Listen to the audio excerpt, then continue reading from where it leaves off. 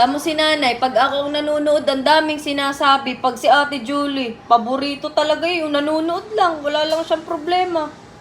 Walang iniimik. Si Jana na, yung ano na ni Jana, yung ano na ni Jana. Di ba na-realize niya bigla na mali siya? Hindi ako makapanood ng matiwasay. Daming sinasabi.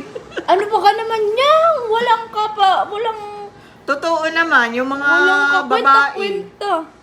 Ay, sa palagay mo, may kwenta yung kay ating pinapanood. Julie, yung naman kay Jana, para akong... after tong ano. Sabay ganun si nanay. My favorite talaga. Naku. Ha? Hindi ko Kasi alam. ikaw naman Maghahanap kasi ako. nagpe-play ka, hindi mo na papanoorin.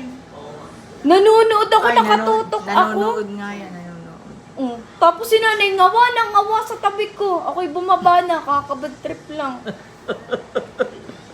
Sabi, ano na naman yan? Ikaw lang ang may gustong manood niyan. Tapos si ate lang naman ang nanonood. Kasi wala pa nanonood kanina. Ay, huwag ka na mag-anong si nanay. Problema ko, hindi ikaw.